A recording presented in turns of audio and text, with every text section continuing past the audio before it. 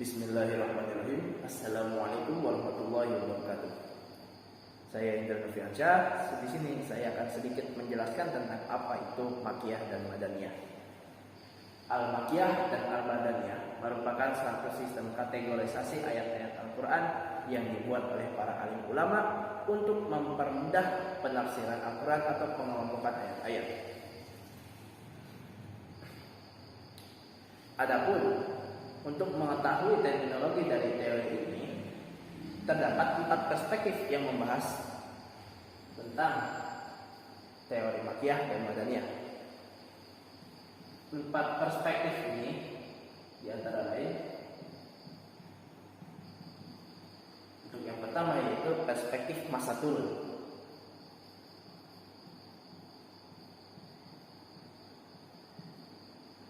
Dalam perspektif ini membahas masa turun dari suatu ayat. Dalam teori perspektif masa turun Al-Makkiyah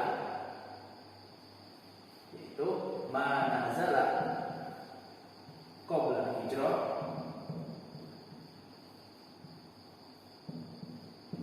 sedangkan Al-Madaniyah yaitu ma nazala ba'da al-hijrah.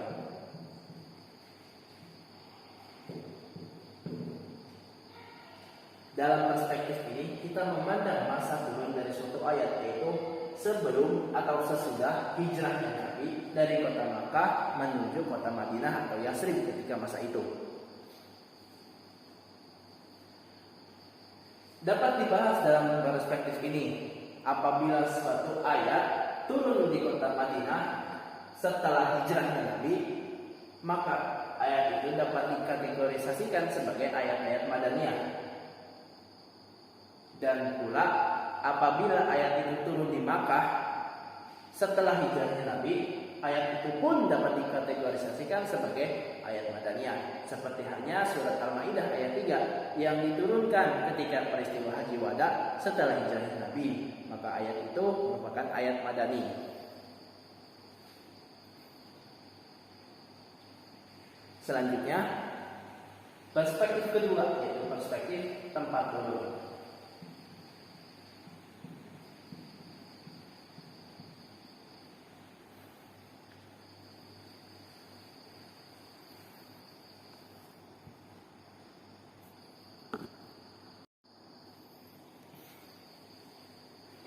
Selanjutnya yaitu pembahasan tentang perspektif tempat turun. Dalam perspektif ini membahas pembagian Al-Makkiyah dan Madaniyah dilihat dari lokasi turunnya suatu ayat. Dalam Makkiyah yaitu ayat-ayat yang diturunkan di kota Makkah atau sekitarnya, dan Madaniyah merupakan ayat-ayat yang diturunkan di kota Madinah atau sekitarnya. Akan tetapi perspektif ini memiliki kelemahan. Dikarenakan apabila suatu ayat diturunkan bukan di kota Makkah atau bukan di kota Madinah, maka perspektif ini tidak bisa mengkategorisasikan ayat tersebut. Seperti hanya ayat surat At-Taubah ayat 42 yang turun di kota Tabuk dan surat Az-Zukhruf ayat 45 yang turun ketika peristiwa hijrahnya Nabi, yaitu dalam perjalanan Nabi dari kota Makkah menuju Madinah. Dikarenakan perspektif ini hanya melihat tempat turun, di mana turun itu di kota Makkah atau di kota Madinah, maka perspektif ini tidak bisa mengkategorisasikan ayat-ayat tersebut. Disitulah kelemahan perspektif ini. Dan selanjutnya yaitu perspektif objek pembicaraan.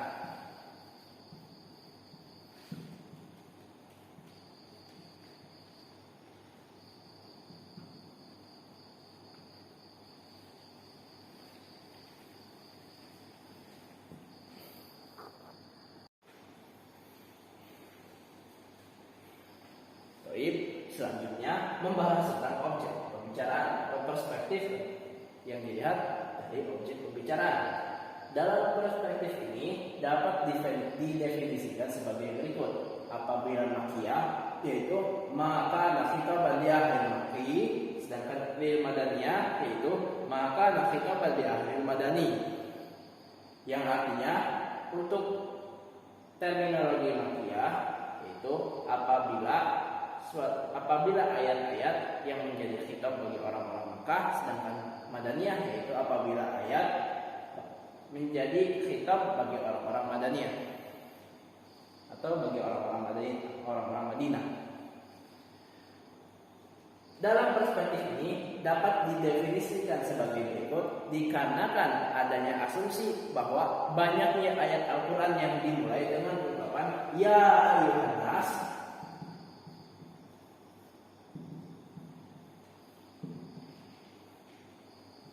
dan ya ayyuhalladzina.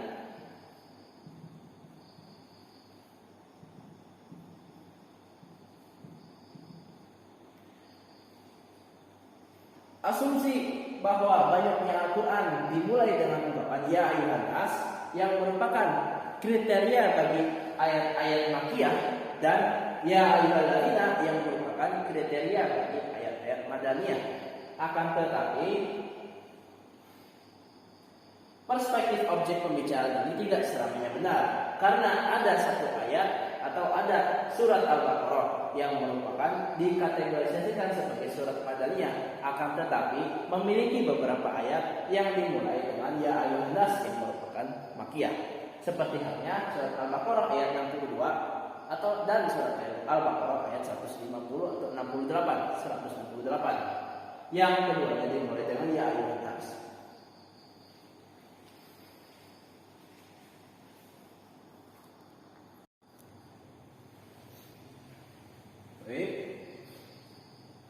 Perspektif yang terakhir yaitu perspektif tema pembicaraan.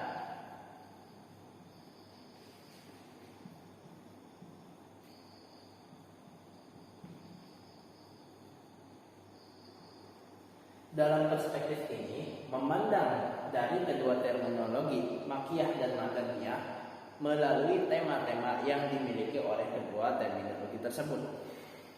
Untuk yang pertama, ayat-ayat Makkiyah biasanya berisikan ajaran-ajaran tauhid dan akidah yang benar, dikarenakan objek yang didakwahi mengingkari hal itu. Sedangkan ayat-ayat Madaniyah memiliki atau berisikan penjelasan tentang amal-amal dan muamalah ibadah sesama manusia maupun kepada Tuhan, dikarenakan objek yang didakwahi sudah memiliki iman dan takwa atau sudah memiliki tauhid dan keimanan yang benar.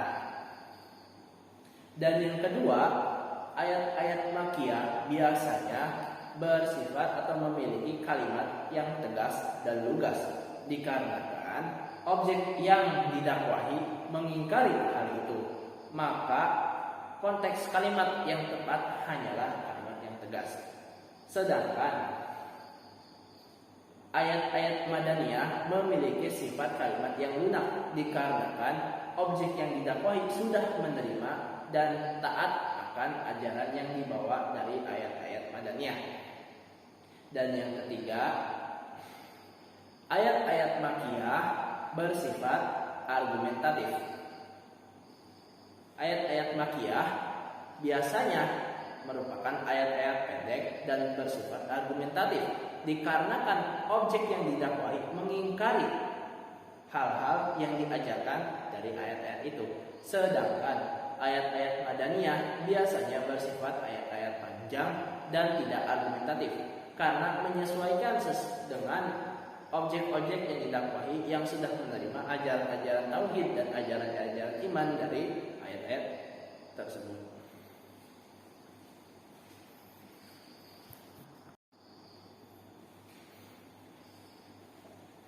Alhamdulillah, telah selesai materi kita tentang materi Makkiyah dan Madaniyah menurut 4 perspektif ini. Adapun untuk mengetahui apabila suatu ayat Makkiyah atau Madaniyah dapat melalui 2 pendekatan, yaitu pendekatan pertama yaitu pendekatan transmisi atau pendekatan secara periwayatan, dan yang kedua yaitu pendekatan analogi, yaitu pendekatan melalui kias. Dalam pendekatan transmisi atau periwayatan, dapat dilakukan melalui periwayatan dengan penghubungan kepada para sahabat, itu orang-orang besar yang kemungkinan menyaksikan turunnya wahyu dan proses turunnya Al-Quran, atau kepada tabi'in, yaitu orang-orang yang masih bertemu dengan para sahabat untuk berbicara secara langsung tentang turunnya wahyu. Dan yang kedua yaitu pendekatan qiyas. Sekian dari saya. Mohon maaf apabila banyak kesalahan dalam penyampaian materi ini. Billahi taufiq wal hidayah. Wassalamualaikum warahmatullahi wabarakatuh.